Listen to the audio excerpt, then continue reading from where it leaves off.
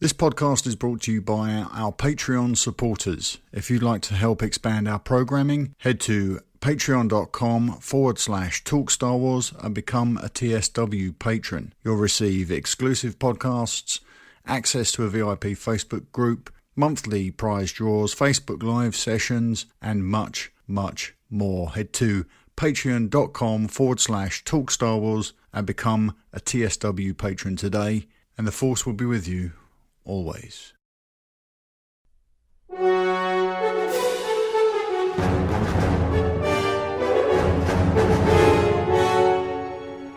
Welcome to TSW Comics, a monthly look between the covers of Marvel's Star Wars comic book series.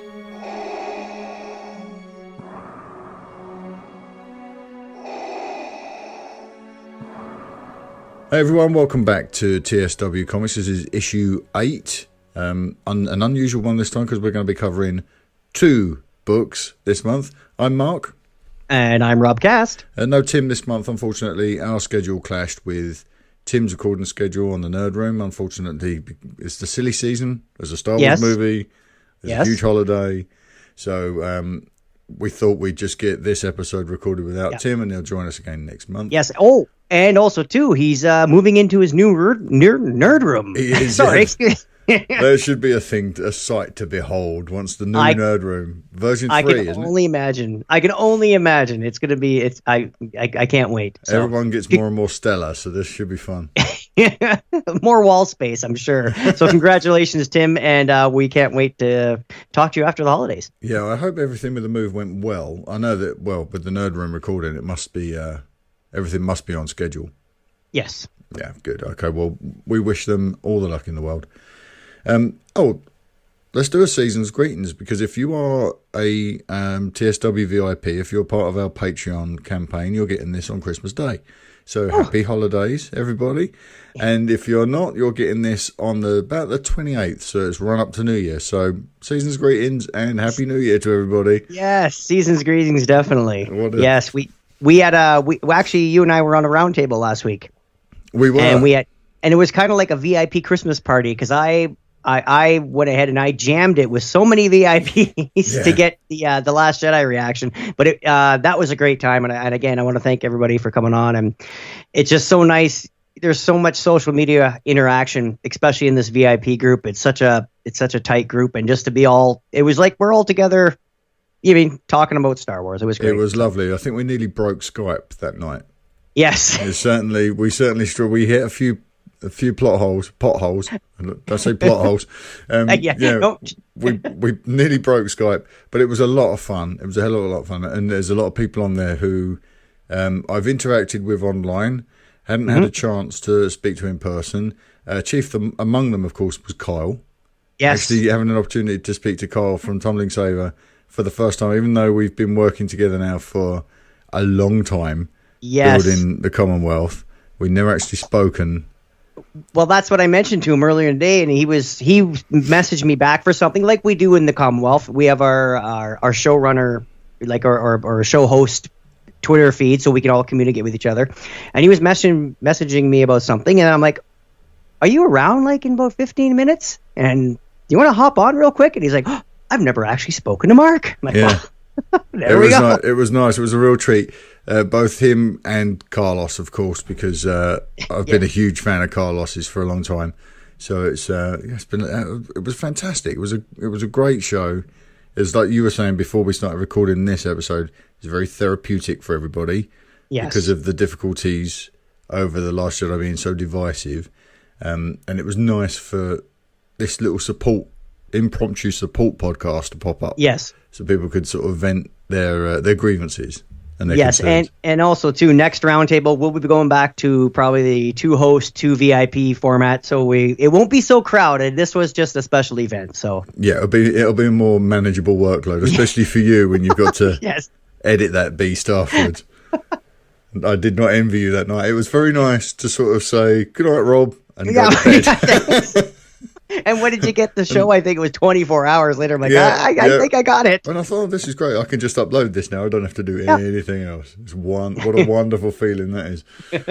All right, let's get into our show notes then. So because we are going to be tackling 2 issues of Darth Vader, because somehow we've managed to fall out of sync with the releases. I don't know what happened there. But we got 2 issues of Darth Vader to catch up on, so we're not going to do any news or anything this month. There's not a great deal out there anyway. But I did want to just mention Aphra, issue 13, before we get stuck into the Vader of it all. I found myself quite disappointed with Aphra last month because I'd missed an issue. I missed issue 13. Okay. But I picked up issue 14 and I read it and didn't even notice that I'd missed issue 13. And I really enjoyed 14 and I loved the art and everything was great. And it wasn't until I think I might have even gone back for a second pass at 14 and I noticed that it was the first part of a new story and I thought, hang on, how did the last story wrap up? That's when I realised I'd missed an entire issue. And I was quite surprised that it wasn't... I love Aphra and I felt like I was engaged with it. Right. But clearly not if I hadn't seen the end of the Ruhr storyline. Right. So I quickly went and picked up 13, read it, was disappointed with the artwork, was really disappointed with Aphra on holiday and all that stuff. Yes. Yeah. Well, if we're... Because that was the Vader arc. And as we all know, Aphra came from the first Darth Vader run that had 25 issues. So this was, it was, again, I don't know what it is about Aphra. It just seems when we're looking forward to something, when they just released Aphra, I was so pleasantly surprised. I really, really loved the run. And then it's like, oh, we're going to have Citadel where they're going to cross over with the Star Wars proper.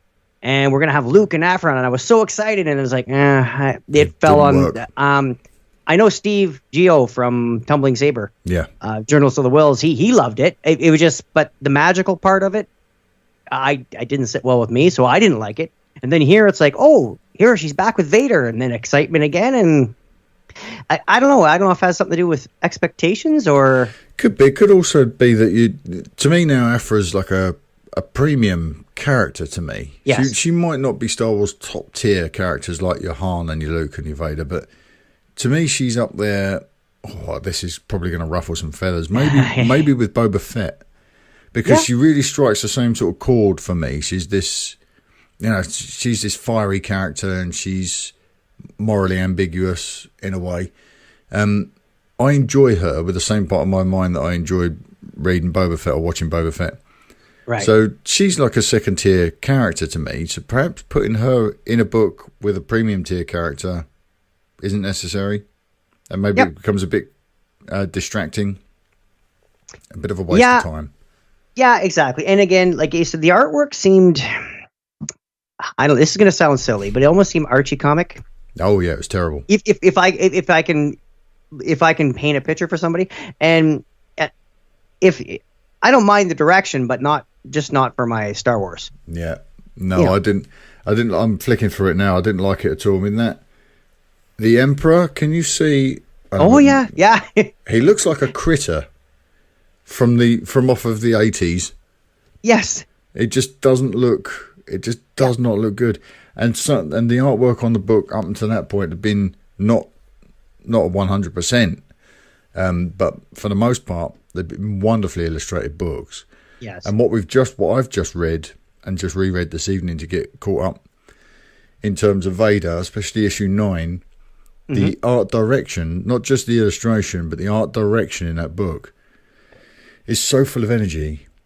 It's so wonderful. It actually felt like watching a little movie. Yes. And looking at still panels. And that Aphra book 13 did not pull that off at all. Well, also, too, if you recall, I'm sure you do, the issue 5 of Darth Vader. Yeah. The one that, like, that's the one where I almost messaged you at, I think it would have been 4 a.m. UK time.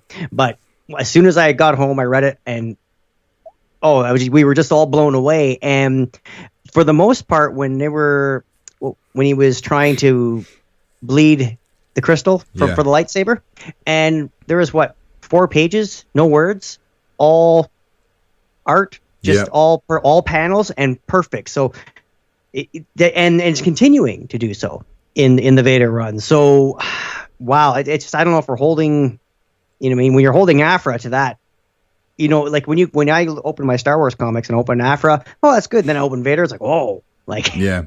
See, that is the problem, that when you consume as much of this stuff as we do, certainly you do, Rob, because your pull list is unprecedented. But when you're looking at so much quality, the first time it dips, even just slightly, it's really noticeable. Right. And that's the thing I think with Aphra, is that issue 13, fittingly 13, was such a misstep that it probably, maybe I wouldn't have noticed if I hadn't have missed the book.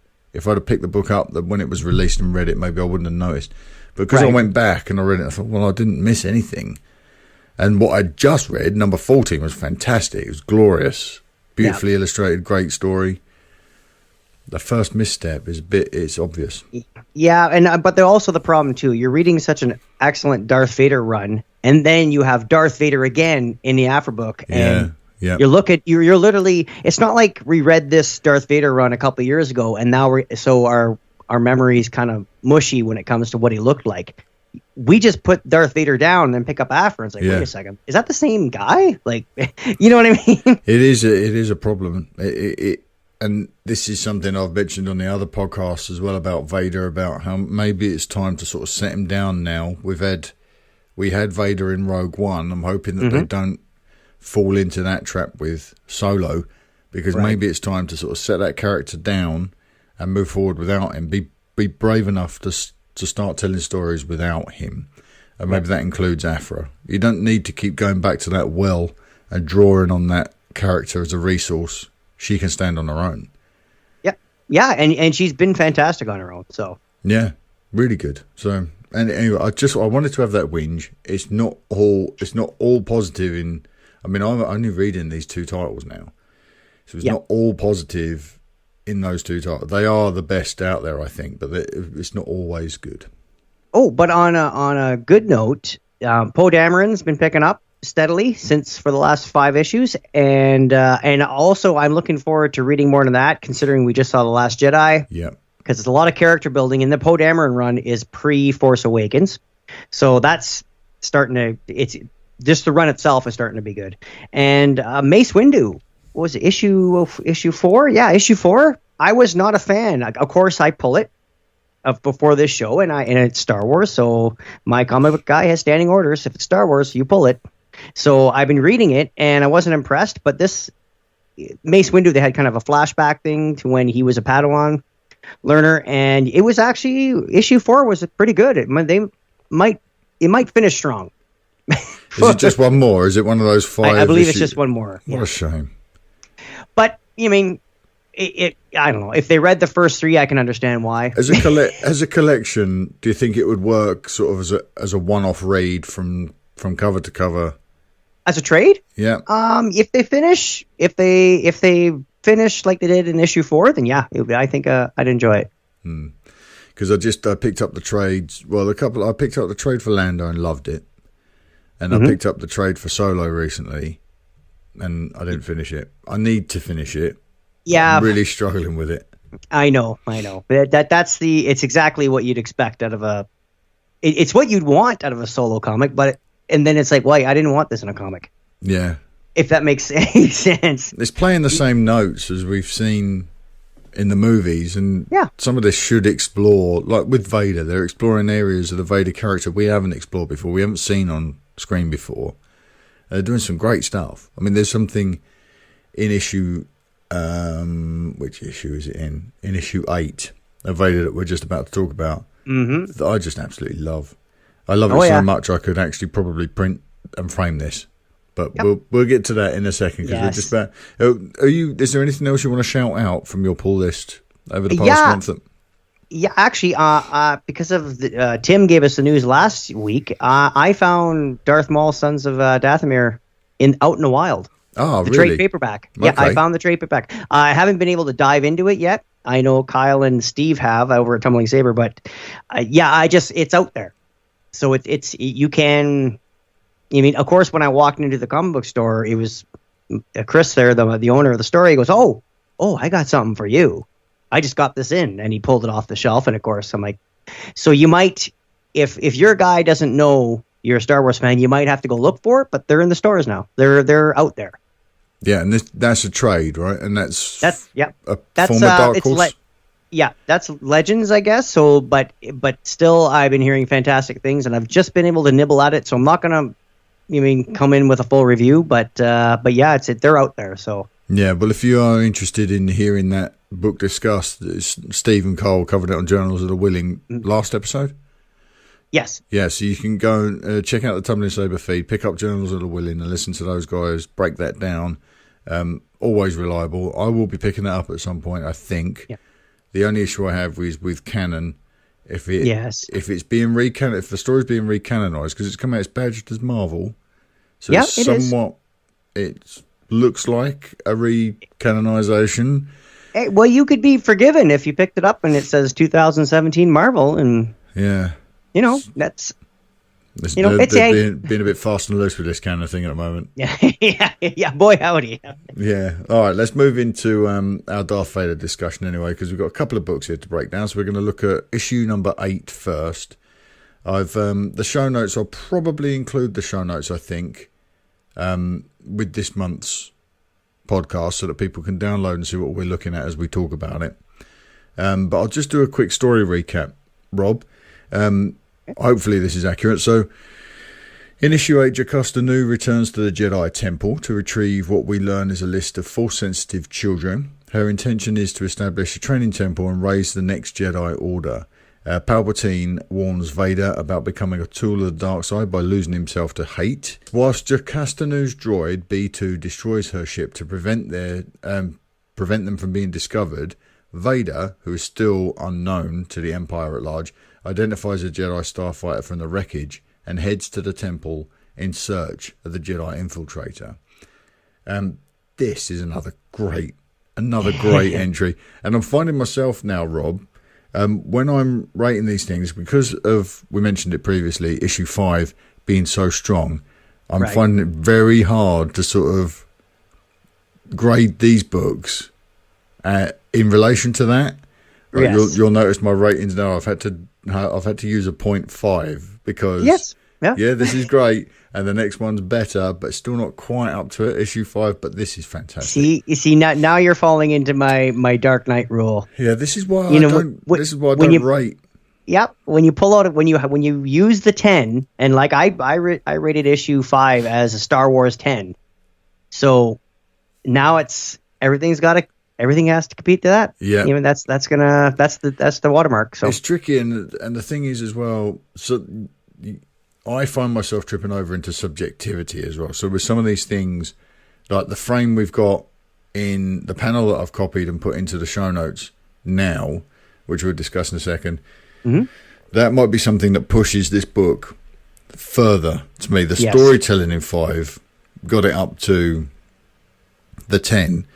Yes. But it's things like this, art like this, and what it's suggesting about the story and about the character that is pushing this still further. So it's getting that balance between what this does in a blip and what the other one does consistently.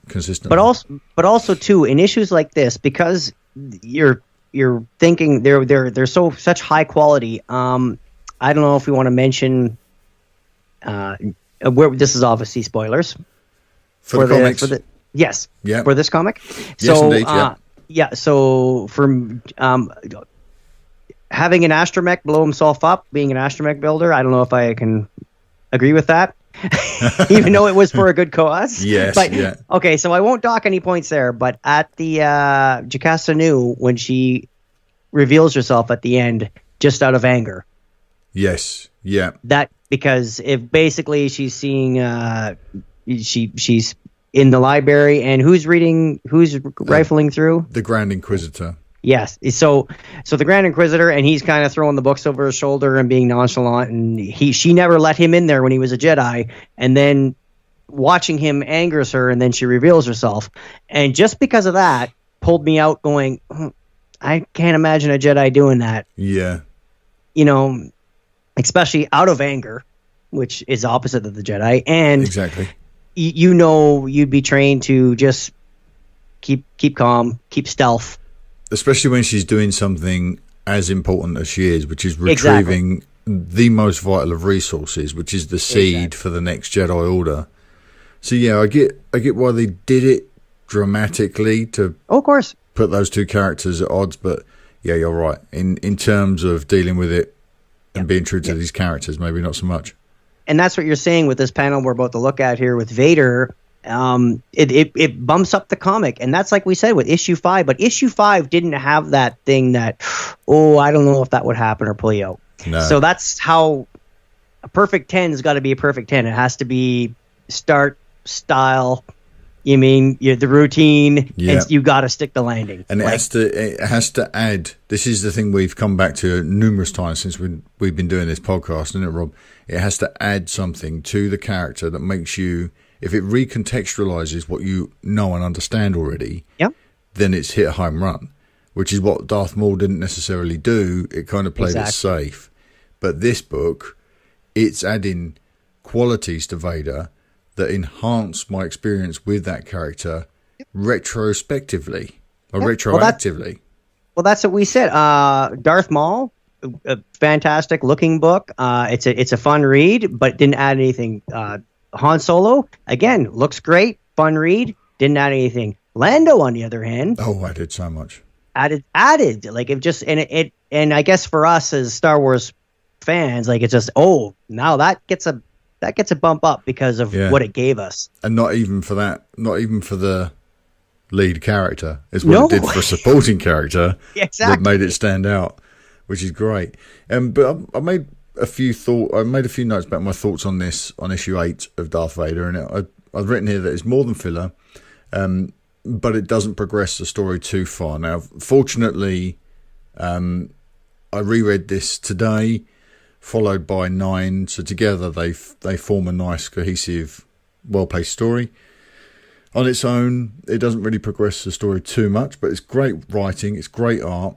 It's interesting to hear things like Palpatine warning Vader about the trap of the dark side, and how you can very quickly become a slave to it rather than its master. So that was really interesting. And it's also interesting that Vader is largely unknown within the Empire. Like, there's an officer that doesn't know who he is. What do you have a rank, and what do I call you? That's kind of how new Vader is. So that's really important as well for landing this story in time, because of course Vader doesn't change. He's the same character that you see board the Tantive in Episode 4, isn't he? Yeah, and also too, he can't be General Skywalker because technically he's with the same army. Yes, he didn't defect. I mean, he's not branched out, so it's a weird.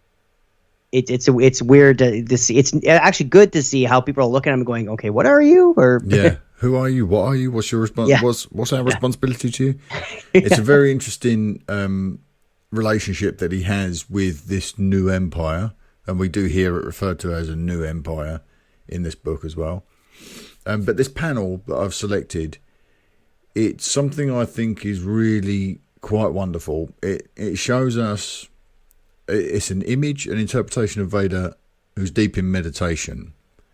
And it calls back to something I've mentioned on numerous podcasts now, about Vader using the Force to try and repair himself. Yes. I think that's what we're seeing here. We're seeing a vision of Vader hovering over what seems to be stormy seas. You've got the dark side represented here in this storm, lightning storm, cloudy skies, and I think you've got the light side represented in these beautiful blue and white sort of butterflies. And you can kind of see the figure of Vader illustrated. The top half of the body is ravaged, it's red, it's just, it looks like pain and agony. It's really disquieting illustration. And then the missing parts of Anakin, the arms and the legs, are all white. Just blank, yep. Just like this. The light, he's accessing that full form through the light side of the Force. And I just love this image. I'm in love with this image. It's so wonderful. Yeah, it's great. And like it says, it shows, I mean, it almost, without saying anything, because there's no words on the page other than Lord Vader, and that's when the Emperor comes in the room to disturb his meditation. But like, it's almost, it shows you what he's going through without actually saying anything. Yeah, that you say Vader. I think that's his aide. Right. Yeah, sorry. Vani from Rogue One, right? This is I have the next page in the corner here, and I just saw the black robe at the. Yeah, I'm pretty sure that's the aide that we meet in Rogue One, who also comes to Vader to interrupt his meditation once again. So that guy's lucky he's still alive. But yes. Yeah, it's very interesting. I think that this is the image that caught my imagination most in this book, to see that in issue 5, Vader kind of committed to the dark side and to the new persona of Darth Vader wholly and completely. I think his line in that book was, "This is all there is," right? Like hatred and pain. And then here we see him like apparently using the light side in some way to achieve some goal, and he's being pulled out of it. Yeah, is it okay while he's meditating? These butterflies that are floating around now. Of course, when people look at the show notes, they'll see the picture. But you think these butterflies are interrupting his meditation, or are they part of it? I think they're part of it. Yeah. I think we're seeing a form of balance here in a way, because I mean, admittedly, we've got more dark side imagery on screen than light side, and we're off kilter because the image is composed in a way that it favours. It's got a tilt to the image. The framing's eccentric. I think it's showing how confused and how off balance Vader is. And then we've got this image is peppered with something that represents, to me, light side. So it's showing, I think, that there's something still there. If Palpatine had his way, this would all be dark side. It would all be turmoil and chaos for Vader. If only they would make a movie about balance. Yeah. Wouldn't that be nice?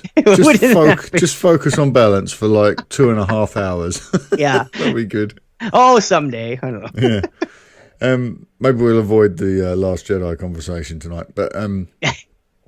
What did you think about the next page where when he gets interrupted and he has his new crimson saber ignited and floating in front of him? Is that like maybe lighting a candle to help you meditate, you think, or is he just could be maybe lightsabers are scented and we never realized.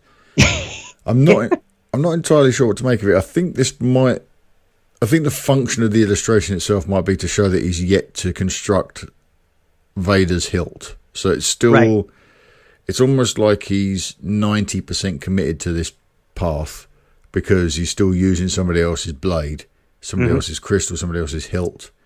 And until he's completed the construction of the new hilt, perhaps it's showing that he hasn't quite completely. Yeah, because they're really making a meal out of it in this second page where they're showing the blade floating, and then they show a picture of the hand trying to grab the hilt, and you show him grasping the blade. Yeah, so I think you're right. Yeah, that's a good point. There's some sort of symbolism at play there.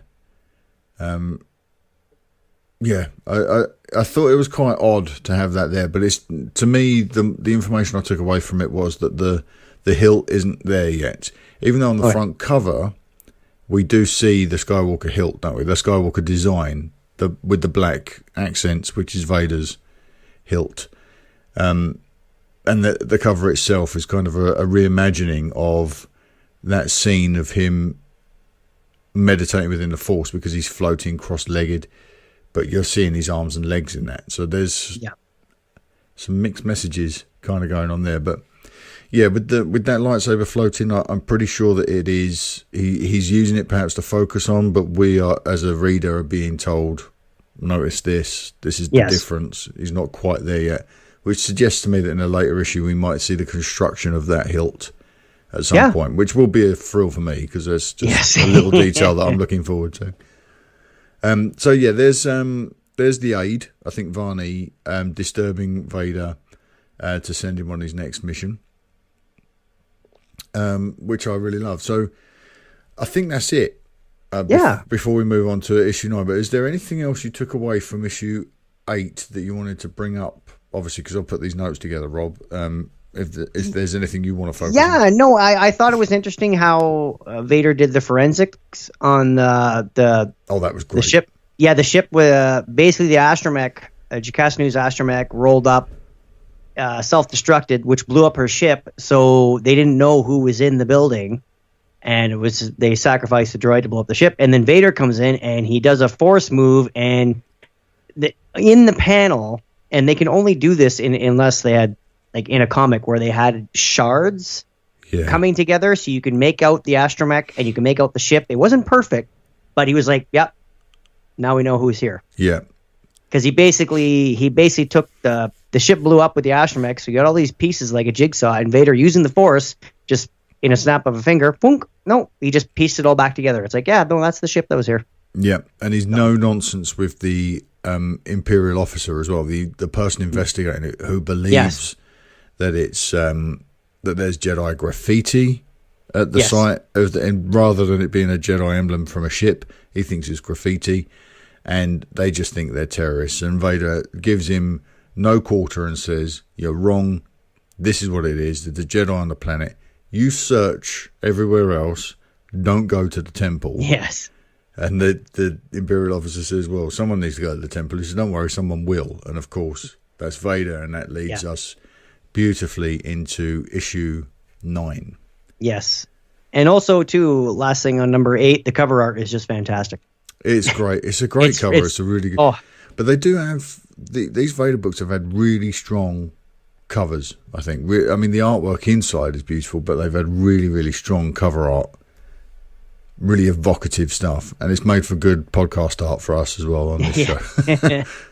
Because every single one of them has been lifted from the front covers of the books. So should we move into 9? Yes, absolutely. This is great. So, like you said, the main part of the book, certainly as it relates to Jocasta-Nu, is her confronting the Grand Inquisitor, who we are all familiar with from Rebels. So we know that Jocasta-Nu doesn't get the upper hand.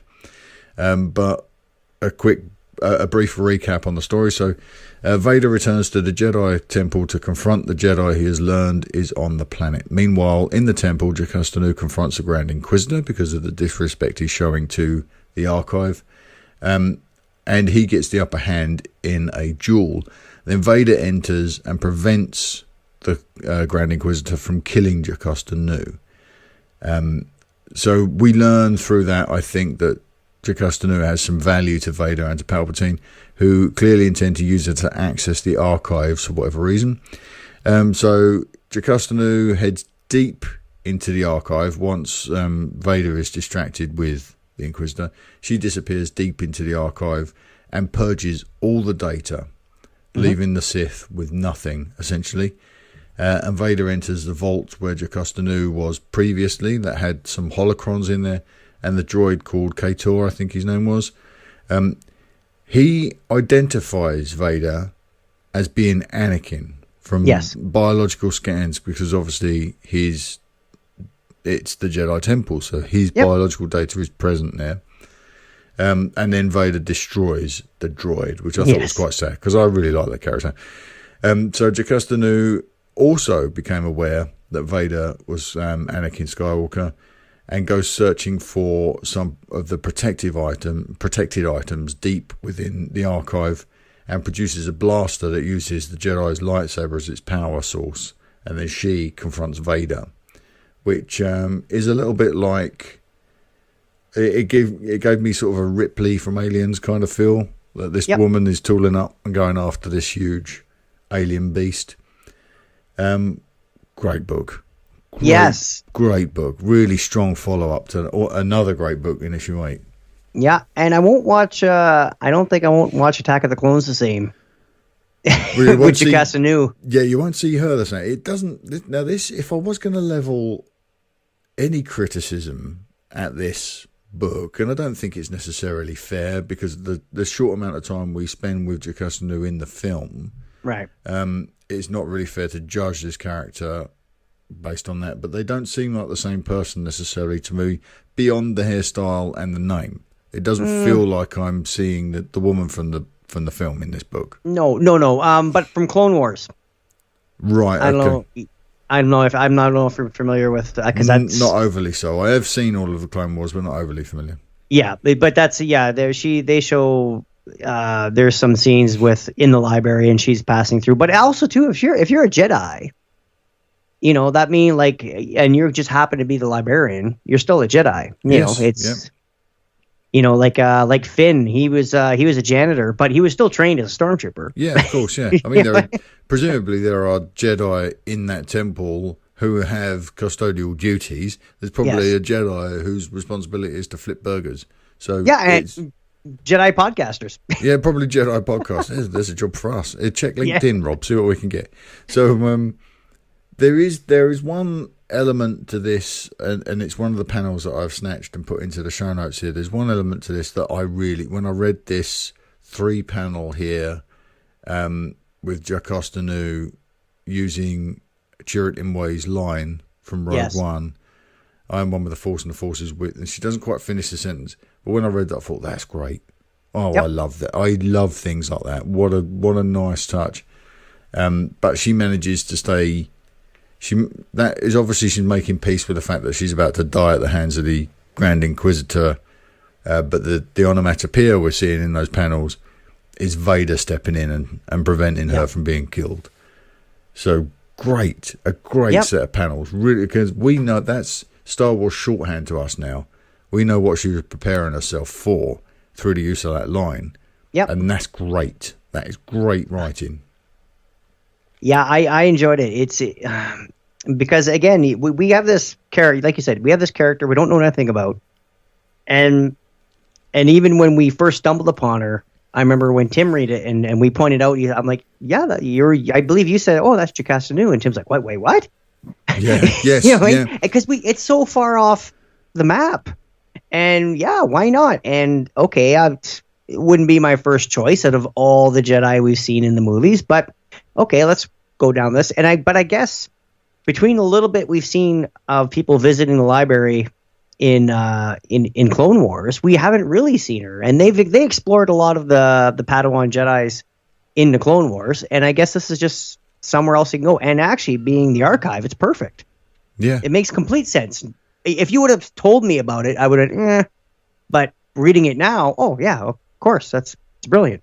Yeah, it's very good. It's in the Clone Wars, Rob, did they introduce this character that she leaves in the archive? This droid, Kator. Did they introduce that character in the Clone Wars? I don't know. They might have. I can't be. I really like it. I would really love an action figure of this droid. Yeah, he's great. Yeah, I really think he's awesome. And it makes sense too, because even if it's technology, so it's going to recognize you. So even if being a Jedi, if I turn to the Sith and I try to turn on my iPhone with my thumbprint, it's still going to work. Yeah, whether I'm a Jedi or a Sith, because it's technology. It doesn't. It reads different. Yes. So it's great. Yeah, it's I also like there was a little touch when she returned to the archive, and clearly she's been away for some time since Order 66, and he's been in there. It's as if no time has passed, and he just picks up his interaction with her as if, I'm still here, I'm still guarding this stuff. Yep. And then she obviously shows a very Zen-like approach to this technology and says, well, I'm off now, and if we cross paths again, then so be it. If we don't, thanks very much. Yep. And there's no attachment there at all to this character that we're about to see be destroyed by, in the next issue, we're about to see be destroyed by Vader. Brutally destroyed. So what do you think about the Anakin reveal when she finds out, she hears this droid being destroyed and interacting with Vader, and then she's running off saying, Skywalker, oh, this is very bad. Did you think... well, they're revealing her fate, aren't they, clearly? Yeah. There's no secret where this is going now. No. Because she can't keep that knowledge going forward. So I guess that was, to me, that one line was a huge reveal, and it takes away the suspense of what's going to happen to Jocasta Nu, but adds suspense in as much as what the hell is going to happen in issue 10. What is going to happen when these two characters confront each other, because we know where it's going. You can't have that information in Star Wars because you your days are numbered, aren't they? Yeah, absolutely. Now, you were mentioning before, I don't know if you wanted to get into this we need to shout spoilers. Oh, yes, for The Last yes. Jedi. Yeah, a spoiler warning for The Last Jedi coming up. Yes. What we're about to discuss. Now, we were talking leading up to The Last Jedi, and we knew that we were through the trailers and the TV spots we saw, we knew Luke was going to be hiding somewhere, and deep in some tree, he was going to have these journals from the Jedi, or Journals of the Wills. We don't know what they were. We just know they were actual physical books. Yeah. And in the comics, you were mentioning that, if as they're leading up, wouldn't it be great if it was setting up The Last Jedi, because Jocasta Nu finds a way to hide these books. Yeah, this is the issue that should have happened in. Yeah, and they didn't do that. No, I'm very disappointed. Yeah. And somehow I knew I would be. Yeah, but also too with her, basically all the Force sensitive children. This is a moot point too. So even if we're watching Last Jedi and we're thinking Rey is going to continue and start her own Jedi Academy or learn on her own or teach others, the children in these archives would be gone, adults. Yeah. We don't know if the Vader gets a hold of this information. Yeah, well, that's interesting. There's a couple of points that you've just landed there. It is interesting that it feels to me that perhaps they're riffing here on elements they knew were going to come into play in The Last Jedi, so that it would be an echo of what's going on in The Last Jedi. It would be, Jocasta Nu plans to set up a Jedi training temple the way Luke did, as we learned in The Last Jedi. Jocasta Nu has to get the names of all the Force-sensitive children to meet that end's goal. So, obviously, we know that Rey is most likely going to need to find Force-sensitive children to rebuild the Jedi Order in the next movie or maybe subsequent movies. So it seems to me like they're just trying to echo those points and not really trying to land anything for this story, just playing with those themes going into the film. It makes it feel clever, I guess, if you say, there's the... It's very Star Wars. It's very Star Wars to mirror... the rhyming stanza. Yeah, this is George's thing, right? So, but I really hoped for more, and this is I'd started to say on previous episodes of this show. I said to both yourself and to Tim that I feel that I'm giving the story group too much credit. I'm putting too much faith in them, thinking that this book was going to drop, and what we see Jocasta Nu exit the Jedi Temple with would be the stack of books that we would then see in Luke's possession on Ahch-To. Yep. That's what I'd hoped for. Now, I don't know if that makes any sense to anybody else, but to me, that made perfect sense that would be where we see it. But that would be so rewarding. It's not the required reading aspect. Nope. This is the argument we trip over all the time, that you shouldn't have to read Darth Vader number 9 to make sense of The Last Jedi, and you wouldn't have to, but it would make this book way more important. Because we know the origins of those, but it doesn't matter where they started before they ended up in the Jedi Temple. It just means that Jocasta Nu knew they were that important. She would go, retrieve them, and they would eventually make their way in a couple of decades to Luke on Ahch-To. So I feel really disappointed that it didn't go there. Yeah, but they weren't page turners apparently. No. I haven't read them personally, but Master Yoda doesn't think. I read that review on Space Amazon by Yoda1234 saying, not so much with the page turning. Yeah, I think it's a real shame they didn't do that. It's not the only time they've missed something or they've lost. And even in this book's been so wonderful at setting up these great ideas in canon that have gone nowhere near the movies. What a shame. Well, the timing would have been, especially when they made such a meal out of those journals in the movie. It made it such a point, especially in Luke's development through that story. Mm-hmm. It would be like, the timing would have been perfect. Like it's too delicious not to. I know, isn't it a shame? Have, isn't it such a shame? And that's not the only element. That's the That was the latest element, and with the timing of the issue 9's release, it seemed perfect to me. And that's not the only element they missed. It's this lightsaber. I'm looking back at the panel in the show notes now. It's this lightsaber that belonged to Kirikin Falar, a Jedi warrior who was in exile, taken to Barish Val, was in exile. That was his crystal that was bled by Vader. Another technique we've learnt about, bled by Vader to give him his crimson blade in this weapon. All of these elements swimming around this gorgeous Star Wars soup, all of them ripe to be used in The Last Jedi in some way. Luke's in exile as he taken the Barish Val. There's a red crystal in The Last Jedi. Kylo has a red crystal at the heart of his lightsaber. Whose is it? Has he bled it? Where did it come from? What is this? What is the weapon's heritage? All of that stuff's been left just laying there. I know. What's a shame? No, I shouldn't criticise something for what it isn't. And I'm sure there are people out there right now that are thinking, don't criticise something for what it isn't. This is my problem. I've brought this problem to these books. And they don't suffer for it. They don't suffer because they've missed that step. And The Last Jedi doesn't suffer because it's failed to include my headcanon. Yes. There are just these wonderful elements that have been crafted in storytelling, Star Wars storytelling, that would work so well in a film without becoming a distraction for people that haven't read the comic books. Such a shame. And it's just, and also too, it's we don't get to go on our Star Wars podcast reaction shows and go, did you catch that? Yeah.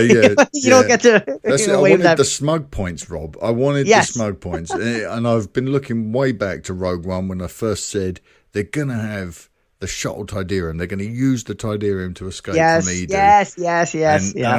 And when they said, go and get us another ride, I was thinking, oh, here come my smug points. And then they didn't do it. I thought, what a shame. Oh, no. What a shame they didn't deliver on something like that. But, you know, these are the things. This is why it's fun to be a Star Wars commentator. This is why it's fun to be a theorist, to kick these things around for years in the hope that they'll go somewhere. If they don't, like I said, the film doesn't suffer because those elements are missing. These books don't suffer because those elements are missing. It's just my headcanon, and I've enjoyed shaping those theories and paying attention to what the writers are doing. I love it. I just think, you know, the story group should be there orchestrating this stuff. It works so well. Yeah, and also, too, I love it when we have new VIPs that come into Talk Star Wars and be like, oh, you haven't read Vader? Oh, wow. Yeah. You know, like you just get you're going to love this. Like, yeah. Carlos wasn't so happy with us on the round table, was he? Now that he has his own pull list. Yeah, he does. In the comic book store. Because he's very new. He's a very new reader now, isn't he? Yes, he said, at his age to be starting to pull comics, and also, and that's why I made the point. Yeah, they call them dealers for a reason. Yeah.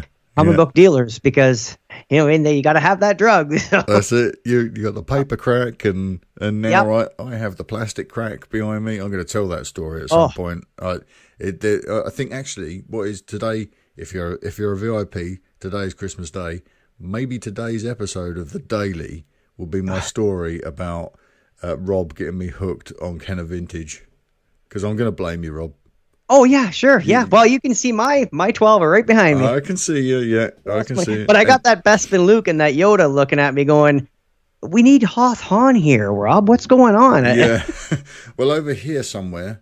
Yeah, I see him. You can just see my modest collection of vintage. Just added a Greedo last week. And there's plenty more on their way to me in the mail right now. So, yeah. Yep, that's you can't. Again, I told you I was going to collect just the 12, but somebody gave me the Yoda, actually my comic book guy, because I found, ironically, when I was moving out with my grandmother a couple of years ago, I found a box for a He-Man's Castle Grayskull. Right. He's a He-Man collector, and there was no Castle Grayskull in it. It was just the physical box. Right. And I brought it to him like, oh, you're a He-Man fan. Here, have this. Because it's a shame to throw out, but I know he'd enjoy it. He goes, he gives me an Empire vintage Yoda with the belt and the snake and the cane and the robe, fully intact. I'm like, oh. And then we went to Celebration. I picked up Bespin Luke because it was too good to turn down. And then I've managed. There's no other Empire, even though Empire is my favorite film, there's no other Empire characters on in my shelf yet. Yeah. We'll see you in Celebration 18, 2019. 19 it is, yeah. I took. I know this isn't comic talk, but I think there's probably some substance. It's Christmas talk. Yeah, it's Christmas talk. I was, because obviously you and I, we spent a lot of time with Dan Solo in Florida when we were at Celebration. We had dinner and had a lovely chat with Dan. Dan shared on the Facebook group around about the time I was in a store. I went to visit Paul, my co-host and one of my best friends, Paul. Went to visit him. He lives in a little seaside town, and there's this gorgeous little shop in there. And I picked up 3 vintage action figures. I went rooting through all these boxes, found these wonderful things, haggled the price down with this guy, had a great chat with this guy that runs this comic book store. It's like a comic book DVD store. Yep. It's geek heaven. So I'd love to chat with him, haggled the price down. It was the full package. This experience was the full package. And I left with these 3 figures. Around about that time, Dan Solo published into our Facebook group, the VIP Facebook group, an image of his tracker where he keeps track of all of his figures. What condition are they? Betas? Are they mock? What he needs yet to collect. Right. I said, Dan, send me that. So he sent me a copy of it. I built my own. And then I went through and I started checking them off, and I thought, yep, Mum, I'm in. I'm in this thing's clutches now. I've got my tracker there. I've got everything I own so far, which is behind me. All my beaters there. I've got a little counter on it telling me how many I own, how many I need. Mm-hmm. So I know I'm done for. That's it now. Well, that's just it. And also, I know it's not comics, but real quick story. Dan Solo, that's his Twitter handle. Yes. You mean so, and that's what he's known in the VIP group. Yes. He went to Celebration, but he was told he had to hurry up and get back to the UK because he had a family function. So he didn't fly back with you. He flew back with me to Toronto. Yes. And I got off the plane, and then he continued from Toronto Pearson Airport to go to Heathrow. Yeah. Because he actually ended up in the UK quicker that way. He had to make his timeline work. But so Dan, he was I think he was whatever, section B, and I was section C, or you know how they board planes, and they do you in groups. Yeah. But he was getting on the plane. So when I walked on the plane, I saw him, and I got this on an airplane, got to look at him and go, "You're Dan Solo? This is the Millennium Falcon?"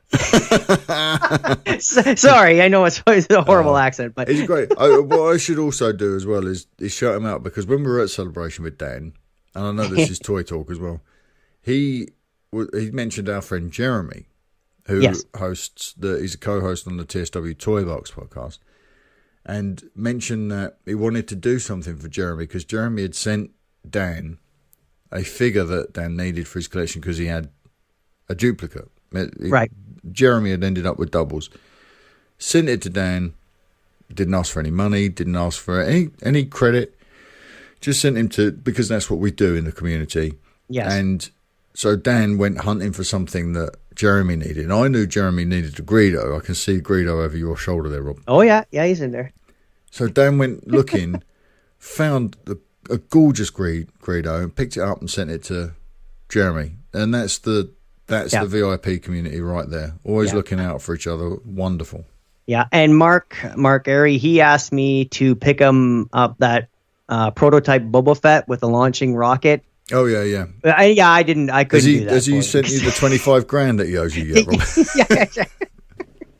But he told me when he messaged me, he goes, "What? You could just grab it." It's like, because I sent him pictures. Yeah. He goes, "Oh, can you send pictures?" And I sent him pictures. He goes, "Oh, it's right there in front of you, can't you?" I'm like, "No, I'm Canadian. It's behind glass." Yeah, you'll be saying sorry all the way out. Oh, exactly. Sorry. As I have to run as well with you, Rob. Yes. That would be the problem. I would have to run. So it would be worth me smash and grab that Vinyl Coke jar as well. It's yes, yeah. You make it worth your while. In for a penny, in for a pound. Or in for a penny, in for a toonie. Right. I think that's it. Us done. So next month we're going to be looking at issue 10. Now the teaser art for issue 10 of Darth Vader is very interesting. I don't know how much to invest in it because the artwork hasn't always been 100% accurate to the content of the next book. It's kind of the opposite of issue 9. Yes. Yeah, it is. You're seeing the reverse, really, aren't you? Yeah. But this time, Jocasta Nu does look like Jocasta Nu from the movie. Has a holocron, so a Jedi holocron. So I wonder where this is going to go. She cannot get out of this thing alive, so I guess we know. We should say, what do we rate issue 8 and issue 9? What are your ratings for these two books, Rob? I'd say they're good solid 8s. Yeah, like they're great, but they're if I'm using number 5, no, they're 8. I think maybe when she faces, I think issue 8, I could put like an 8.5, but issue 9 will be an 8. Okay, well I'm the reverse. I've got 8 as an 8 out of 10, 9 as an 8.5. There's stuff that 9 does. I have to mention the artwork and the art direction in this book. It felt very cinematic. It felt like it was moving. There are close-up panels of when Vader arrives at the temple and he starts to give the clones orders. It's the landing sequence. Yeah. The way the panels are laid out, the landing sequence, it just felt very cinematic. And I got swept along in it. And I thought, this is great. This is just a beautifully art-directed piece. Yeah. And then that's just it. And if anybody that's read issue 5, and if that's our benchmark, then like 8.58, it's a great score too. Like, dude, these are still really enjoyable, and I'm really impressed with these books. Yeah, very, very much so. I think there aren't a lot of weak moments. The rifle that you put the lightsaber into, that might be a little bit shark jumpy for my tastes. Don't know where that's going to go. I wasn't crazy about that aspect of it. And Jocasta Nu doesn't seem exactly like the character from the Clone Wars. I would like it if, when I'm reading her, that's the character that I'm imagining. But it's not so much, but I'm still loving it anyway. It's great stuff. Can't wait for this next edition. Yeah, and actually being entertained by Jocasta Nu. Who knew? Yeah, who'd have thought? Who's next? They had a long list of names earlier in the run, didn't they? So they'll be lining these characters up now, all to take the fall. Right, that's fantastic. So is that us done then, Rob, for the month? Yeah. It's such a shame we didn't have Tim with us this month, but like we said before. We'll have lots to talk about with, but we had the, what's coming out next week? Is the prequel to The Last Jedi or something that ties into... It's a one-shot, right? Yeah, I believe so. Yeah, so we're going to get that on the 27th, or it's due out on the 27th. Yeah, so it will be out by the time this episode drops on the main feed. That book will be out. So we'll be gearing up to sort of get together and discuss that, I guess. Yeah, and how badly do you want a Snoke? Just even a five book history. I really, really hope so. I don't know if we should expect that before 9. I think that they will probably do something like that later when they're well and truly clear of that character. I'm just asking for a comic. I'll write it. Yeah. Oh, I'll do that. I've got some previous. Yeah, sure, why not? Yeah, so Lucasfilm, if you're listening. Yeah, I really do love that character, and that was one of the things I was most sad to see in The Last Jedi is the departure from that character that we know. Yeah. But I look forward to them being able to tell that story in full at some point in hopefully this medium. Yes. That would be wonderful if they did. Yeah, because I think, again, it just seems something with Dark Side and Sith, or it just, they jump off the page so really works. Brilliantly. Yeah. I think maybe it's because the heroes are fantastic. They can be a little bit one note. These villains are way fun, much more fun to follow, and then the heroes become the foil to that glorious texture of these bad guys. So bring it on Snoke. I want to know more about that character, but don't expect that until after 2019. Wish list.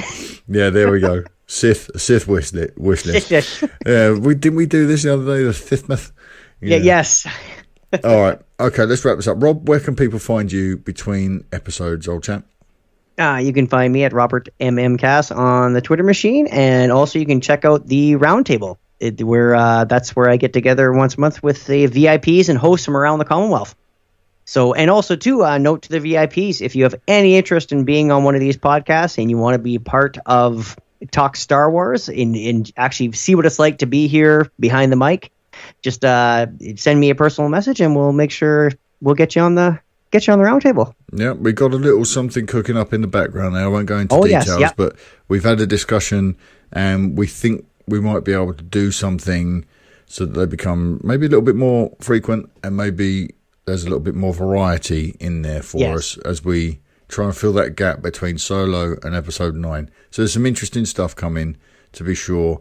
Yeah, but throw your name in there for Rob so that we can tie you all into it. Yeah, and also too, I just want to mention, I say this to everybody that, we got full control of the edit. You're not going to be on After Dark side.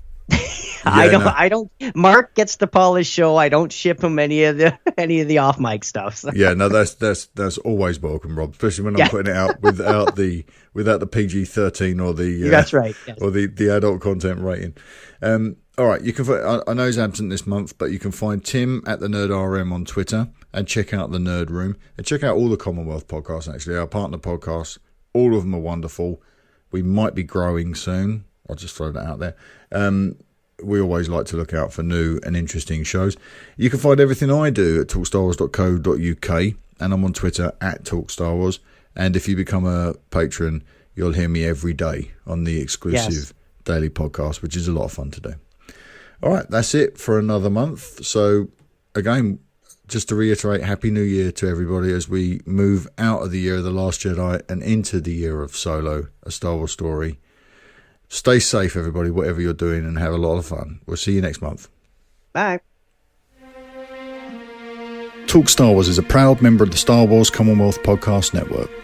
Find us at StarWarsCommonwealth.com alongside The Tumbling Saber Podcast, the Generation X-Wing Podcast, Rogue Squadron Podcast, the Skyhoppers Podcast, the TSW Roundtable, the Nerd Room Podcast, and San Diego Sabres Radio Podcast.